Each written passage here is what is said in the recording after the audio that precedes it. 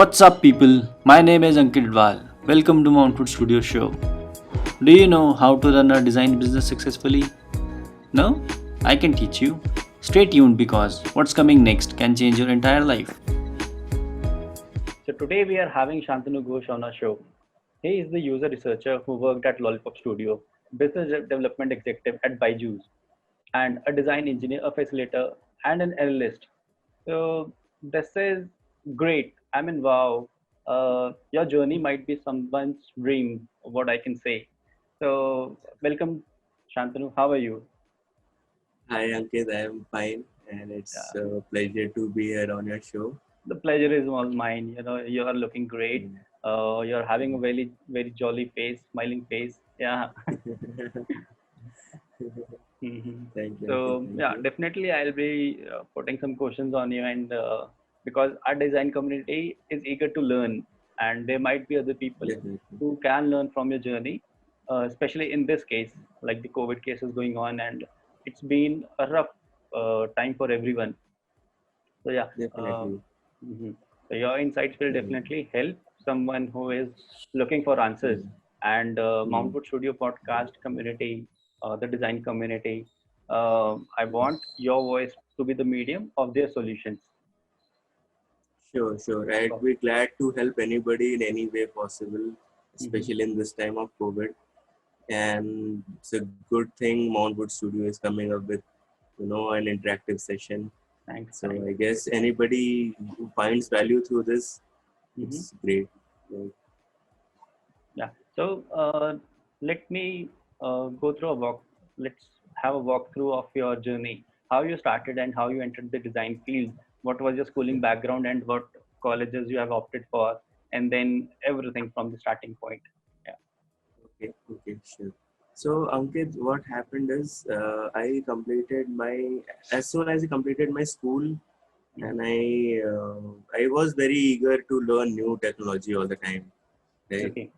So, new technology and way back, I don't know how to say this, way back in 1994, when I was probably 1.5 years old, my uncle, he got a computer from Saudi, Hmm. right? And it was this 16-bit computer with that had the A drive and the B drive as well, right? And it used to be such a huge computer and would take so much time to, boot it and then set it up and then start working on it. I We changed the RAM to 32 bits later on, and it was hassle. But the new technology, nobody else had it, and when I would look at it, I used to learn so much from it, like how to use the paint, how to connect to the internet through all those clunky modems and routers, right? And how to actually connect your telephone to it, and like technology. And I could see that this was leading somewhere because every year we would learn, like the computer thing was set up in my school very later stage, and so we would see the evolution of computers, the evolution of video games. And so as soon as I completed my school, I was pretty sure that technology, I wanted to be one with technology, like at least know how to be at the forefront of it all, right? To be able to lay my hands on some new technology and some new tools and do something, create something with it. But So then, yeah, so I did my BTech in IT. okay, It so was you very are an normal. engineer. Yeah, I'm also an engineer, just like you. Okay. Yeah. And so I completed my engineering. But then when I completed my engineering and I moved on to my first job, which was more of, you know, software development and software implementation, customization. That is where I realized, okay, this is the same software, but it is being tailored to fit different business clients. Okay. And And from sorry to cut you in yeah, between. yeah, Yeah. yeah, yeah. From where you did your engineering? And your schooling? I did it from Lucknow, this Okay. college called SRM, Mm-hmm. Shri Ram Sarup Mandir. Yeah. So I did it from Lucknow, Mm. and as soon like the courses in college are, you know how they are, right? They're very straightforward. Like you need to learn OOPS as a concept or data structure, or then when I was learning it, of course I it helped me with my programming skills, but I still had it the back of my mind, like how is this going to help me solve somebody's frustrations or somebody's problems? So I used to be a part of, hackathons or different like college magazine or anything like remotely, like different streams, because everybody would tell me that IT is a part of every other field. So I would like to go out and see for myself, like how is it, or is it the case?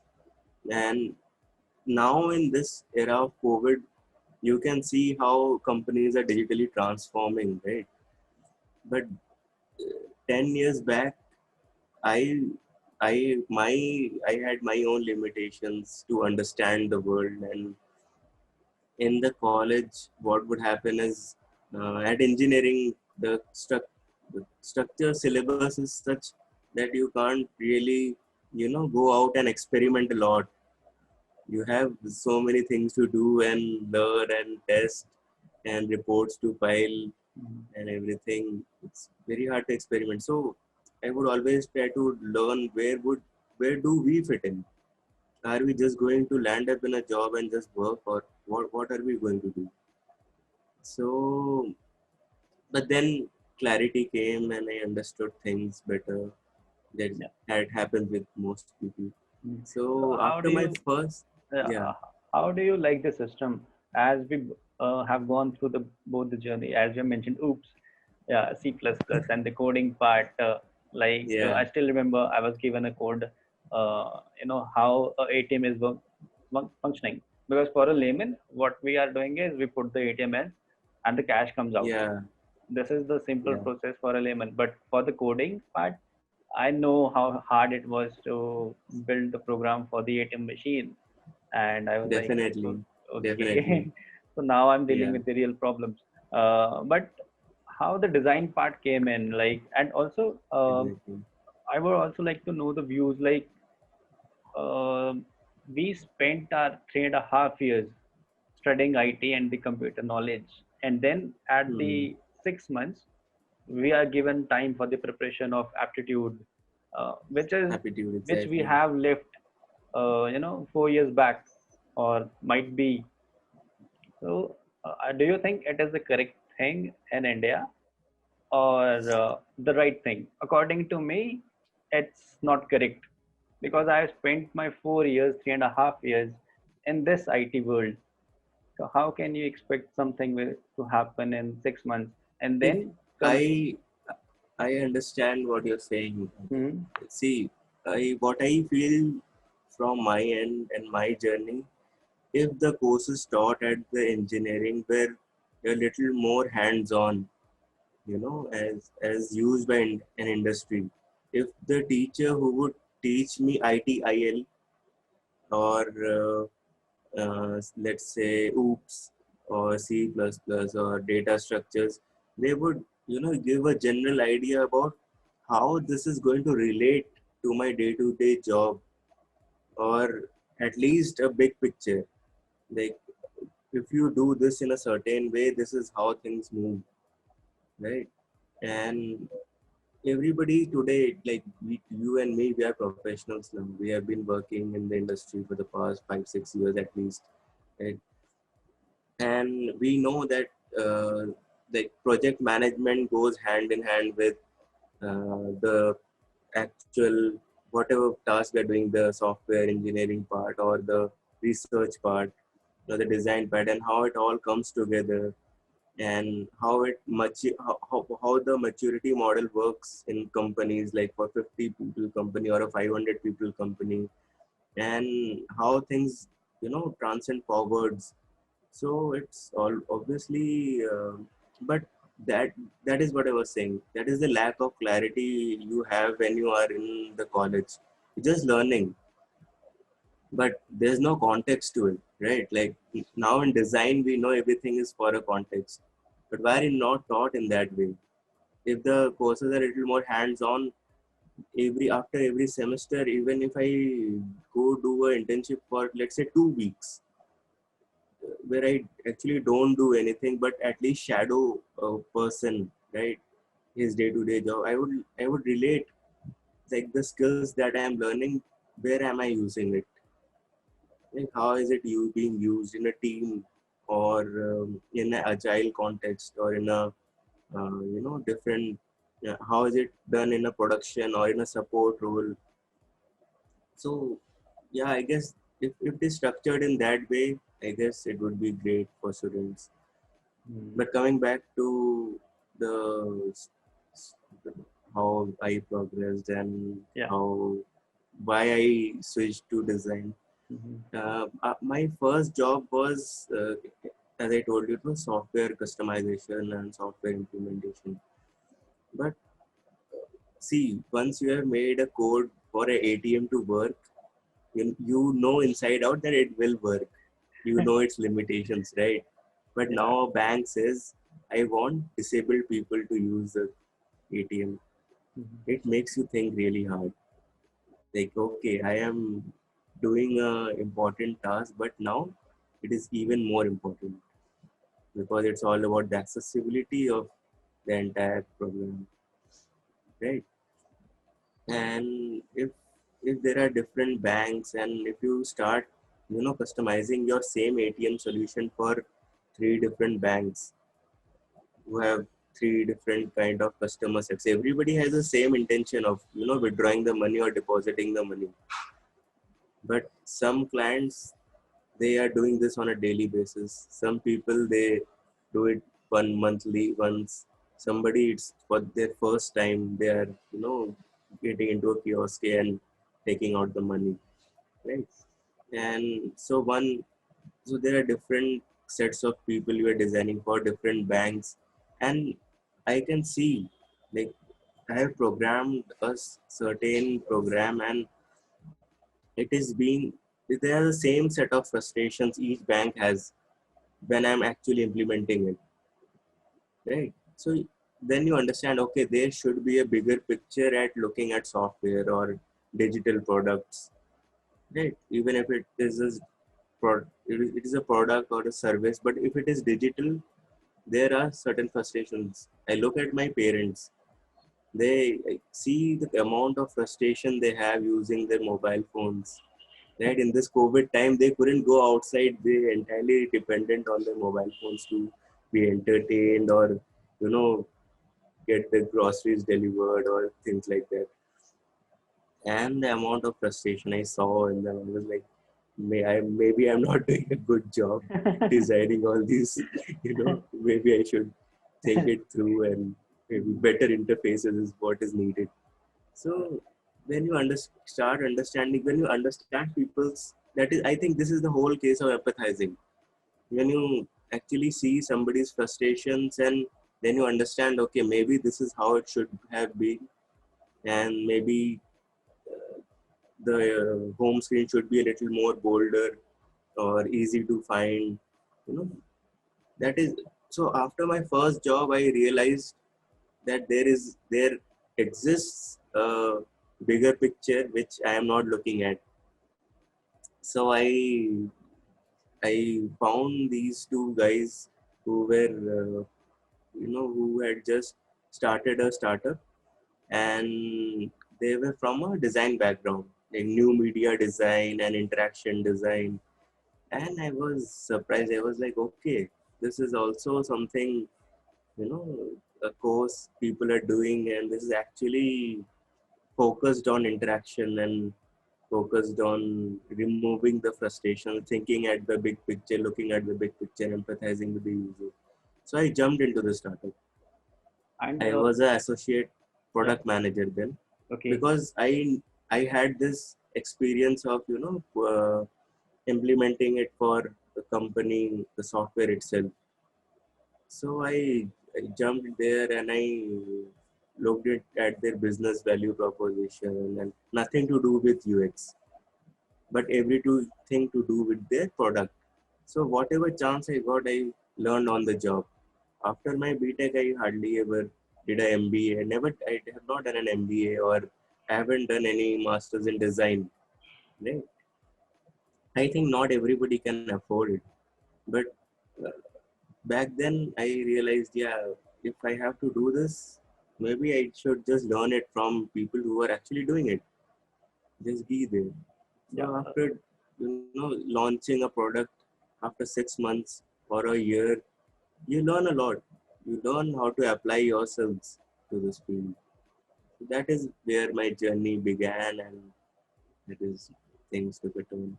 that is good to hear. And the examples you are giving, like the frustrations your parents were having, and how you are empathizing the problems, and seeing what we software developers are developing, or what we are designing for the layman people, how they Hmm. affect in the daily life. Because if I am a software developer, if I am a UX researcher, if I am a UI designer, it will be used by them.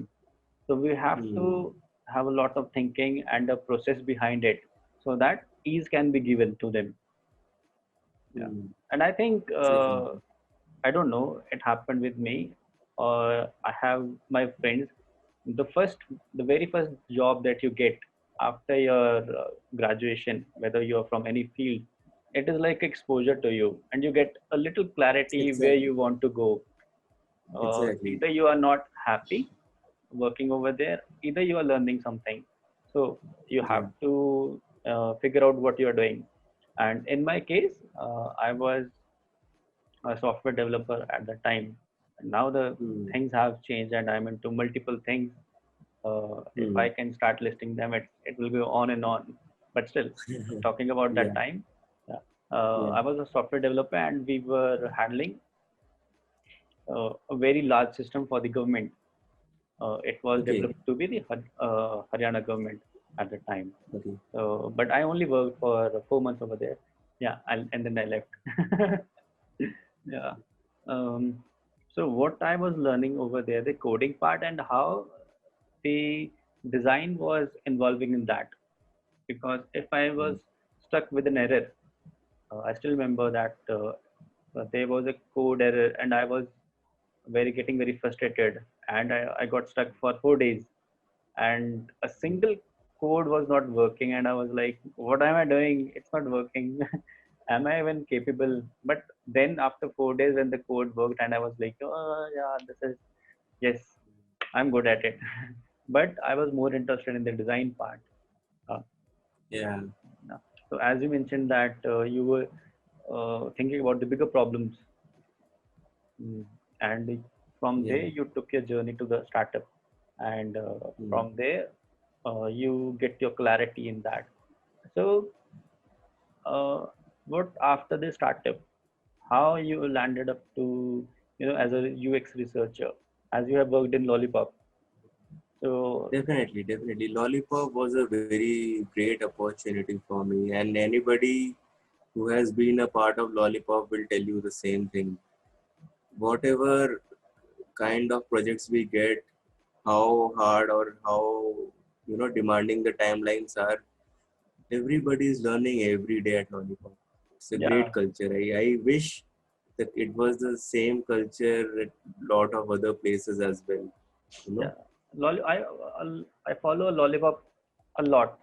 You can say they Yeah, are kind of inspiration for me, because the kind of work they are having, the kind of clients yeah, they are having, definitely. their offices in Mumbai, Bangalore. I think they have opened their office in Vietnam or Philippines. I don't know about the Vietnam, exact. yes, yes. Vietnam. Actually, Lollipop was acquired last year. Yeah, last Better year by Terralogic. Terralogic. Yeah. Yeah, and then they expanded everywhere globally, right? They opened their headquarters in Dubai, Hmm. and they opened another office in Vietnam, and it's very good because Mumbai, Bangalore, Hyderabad, and then going overseas. and connecting to a lot of other designers, and everybody in the same under the same umbrella, working towards the same goal. It's very good, very good. Yeah. The best thing about such a place is that everybody understands the importance of the design, Mhm. right? I have been a part of a product-based company, and when I joined there, from day one to the 6 months I was there as a part of my contract, it was a hassle every day. Every day, every week I took at least two workshops with the people there just to make them understand why design is important, why I am here and slogging so hard to, you know, remove these frustrations. They're thinking about engineering, they're thinking about development, but they're not thinking about the user. And why are you assuming? Why are you assuming about your user? You have users. Just look at them. You just have to observe them from a distance. That's it. You will learn the amount of frustration. Just look into their eyes. You will see they're about to cry using a software. Right? It's so simple, right? Mhm. Yeah. Don Norman came on to say like you can't empathize. Yeah, definitely you can't empathize. You can't be in their shoes, but you can just have a look at them and see what they're going through. Just design for that at least, right? So the importance of the user in the user experience is very high. And when at a place like Lollipop, when if there are 50 people around you and all of them know that, it's going to definitely be a good product, very usable product, right? Mhm. Yeah, I saw Lollipop's website when I was in Pune. Okay, and I Okay. was looking for the UX UI design jobs because I have worked for 4 months in the government department through on contract basis for a private from the side of a private company, and then got shifted to Pune. So one day I was looking like the illustrations that they were doing, and I thought, who are they? Like what they are doing? And I was so amazed to look at their website, and I'm like, yes. From then till now, I have been following them, and I'm a huge fan of them. And like a few days back, Mr. Reddy has started his own podcast session or the YouTube session. I don't know what they are calling. It's like Star Talkies or I don't remember the right Oh name now. yeah, yeah, yeah, yeah, Yeah, yeah, something like yeah. there. On Like, I saw it on Instagram. yeah, I saw in Yes. not in the Instagram, but on LinkedIn. Yeah, I follow Okay. them on LinkedIn. So Mm. yeah, and the kind of illustrations they are giving and the projects, yeah, I have taken a lot of things from them also and learned a lot. Yeah, they Mm. are great. They are doing great. Actually, Anil Reddy's his like he's very good at his illustrations and Mhm. his drawing. He comes from the background where he has designed entire sets, and he even at his office used to find time to just sketch if something every day. Even at the airport, he would be sketching something. So Mhm. he's very focused on the art and design and visual Okay. how things work out. So So it's this is very good. how right now I'm thinking like how we are getting connected. I'm following Lollipop since the day I've seen their website, and I think it's 2 or 3 years. And right now I'm talking to one of the person who have worked over there. Yeah. Definitely, Yeah. definitely. So coming back to you, UX designers, UX researchers are also known as data scientists as they are dealing with the analysis and everything. So Hmm. how is that? If I ask the definition of a UX researcher, what they actually do? Will actually do okay. So when when I started working with the title of UX researcher at Lollipop, that is when I realized, okay, I'm not designing something or just not interviewing. You know, it's about collaborating to identify the needs of people. You are collaborating with your entire team to understand how people are thinking, because I have my own mindset. My co-worker has his own mindset, right? But the user, he, if I ask him a question from a different perspective, he will say something, right? And so there are many perspectives to ask him a question, the user, right?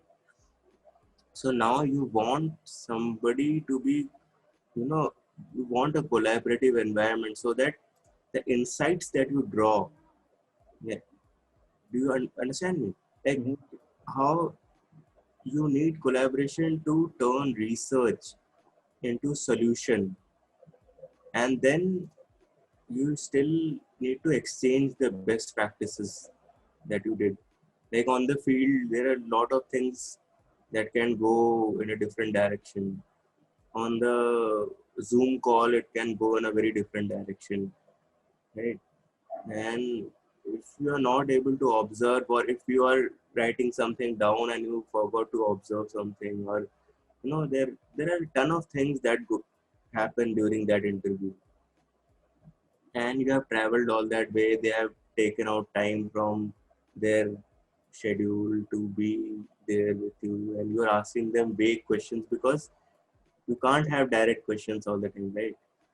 You have to ask them questions and get understand where they are coming from. That is the entire point of the research.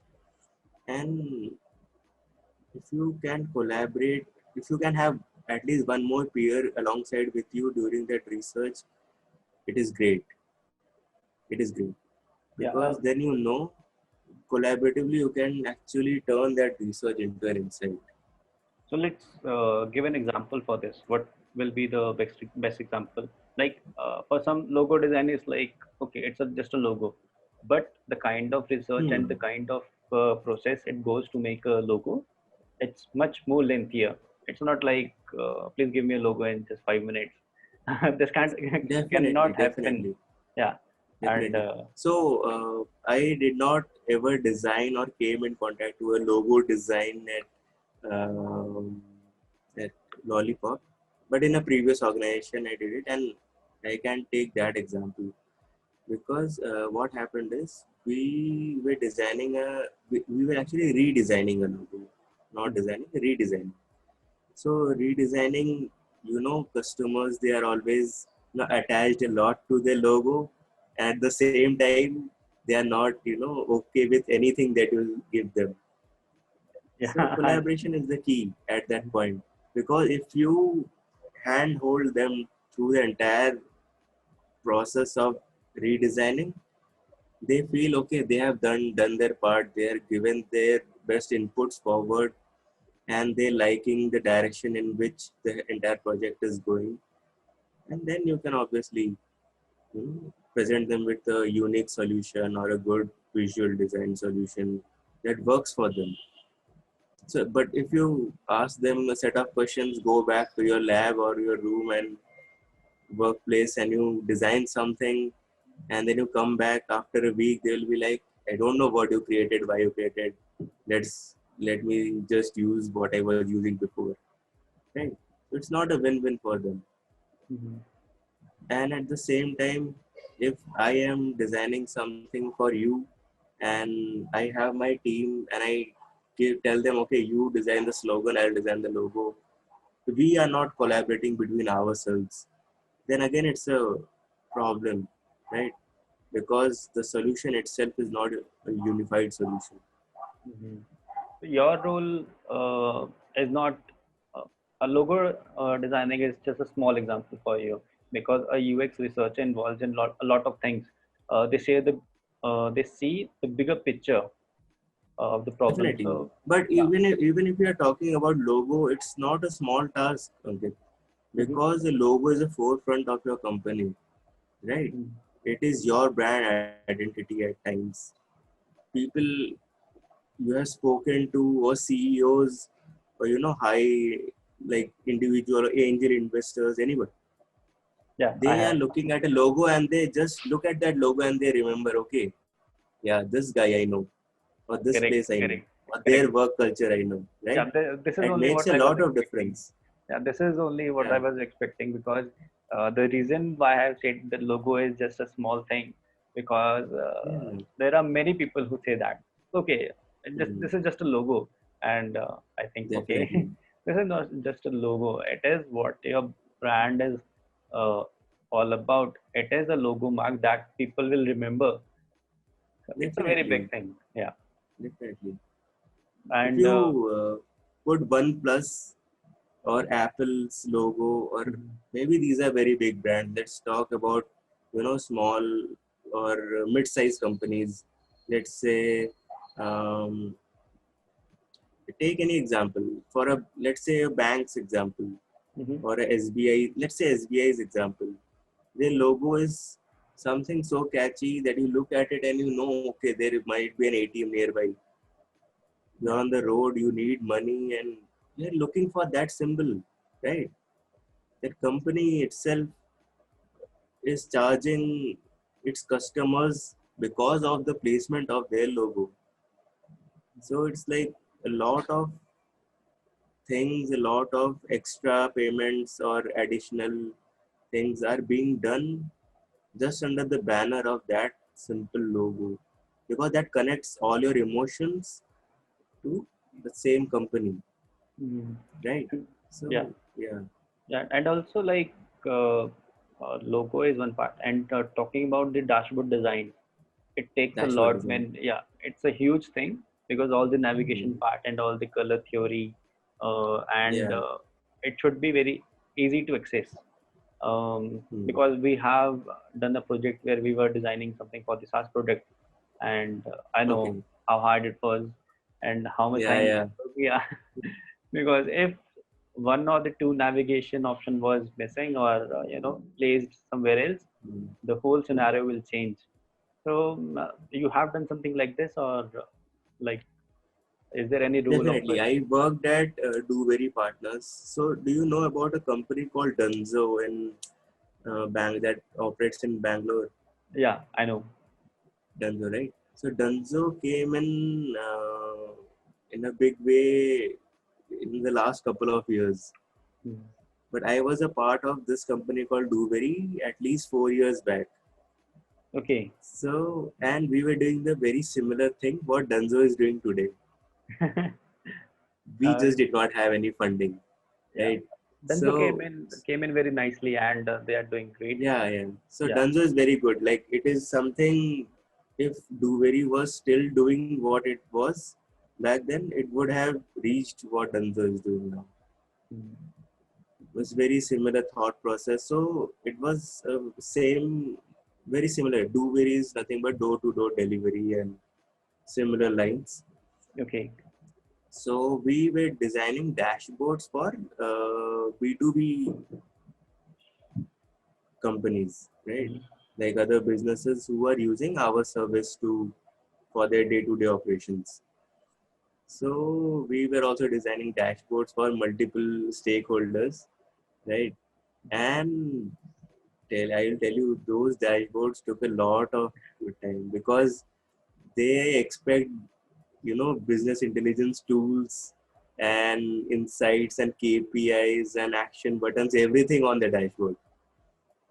And And to tailor fit a solution for every, it's a big challenge. It's a big yeah, challenge. and even to think about button is like huge, because even the you know uh, wrong size can take a lot of space for a user. Definitely, For a user, it's definitely. like, okay, it's a whole page of 1920 by whatever the height will be, 720 or 1080.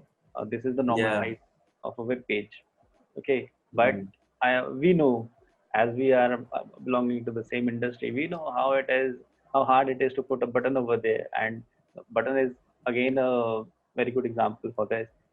Talking about the text fields, and how a font should look, what will be the typography. A lot Mm. of things are involved Mm. in this, and plus the things that you're talking about, the like analytics part. Okay, Yeah. this is something you want. Okay, we'll have to figure it out, and what should be the colors of it, because each and every Yeah. color will represent something. And Maybe they have KPIs, and if you click down, they are drilling down into even more segmented data which you want to look at right at your dashboard. You're just clicking and making sense of the entire dashboard. And then there's you know lot of different drilling down happening at different levels, Mhm. and then changing the data accordingly, changing everything accordingly. It's a challenge because you need to know what is important to your business, what exactly needs to be shown at every given stage, what kind of actions have to happen at certain data sets, right? So, and people look at this thing and they're like, okay, this is user interface, so maybe I need a person who will do the UI. But without the UX, how can you do UI? It Correct, correct. always, behooves me. People, I've been like, my job was affected through COVID, Hmm. and I've been interviewing, and people, they just call me and they're like, no, we will provide you with all the designs. You just have to make the UI. I'm like, how is that the user interface? That is just like a GUI. That is not UX and UI, right? That's all right. So what is UX all about to you? Like you have given example of that companies are coming in and they are saying we have designed something. So what UX has to involve, as I already told that they are the data scientists in the design part, in the design field. Definitely, So a data is definitely, given to you and it's your job how user will behave or how it is. definitely. Yeah, UX is all about, like creating the best possible. Let's say we are engineers, right? Let me Yeah. put it that way. Yeah. Best possible, most usable use cases, Hmm. right? If you can design them, if you can think through a very usable use case and how it all connects and all use cases connected to each other, then you have a good user experience. Let me put it that way. It's like I know exactly he's going to do this, he's going to do that, and maybe if this is the situation, he want to look at this as well. And but this is user type A. There are user type B and user type C as well in Hmm. my business. So if you think all of them through, if you think through your personas and you think through their experiences, and if you can map their experiences where they are delighted, where they are already frustrated, where they are happy, where they are sad, and if you can connect the dots and create use cases in that sense, then it's very good, because then you start doing anything, you're not just assuming, you're actually testing it with your users, and they will be like, yeah, I can see the button, yeah, I can do this, oh yeah, here it is, download, very nice, I wanted to download the receipt after the entire transaction. It's very good, because I think UX is that what people don't see on a screen. Okay. The UI binds it all together, but just people just expect, but they can't see, Okay. So that let is me UX. put it like I have two examples for this. As I was talking to the CEO of Australian brand agency called Musubi, Yeah, he, yeah. he told me that when he was a very small child, he was having his pencil box, which was all cluttered. All the pencil scales, eraser, colors were like Hmm. everything was inside that. Hmm. And Hmm. along with that, they were having neighbor who were Japanese. Okay, and they have gifted him a pencil box in which you can keep your pencil on place, eraser to its place, and he said that he simple should be very design should be very simple. It not it is Definitely. Yeah, it should not be very complex. It is for Exactly. Okay. yeah. It should be intuitive. Hmm. It should Correct. not assuming. It should be intuitive. A lot of difference between assuming what my customers want and developing an intuition on at what stage what would they need. Hmm.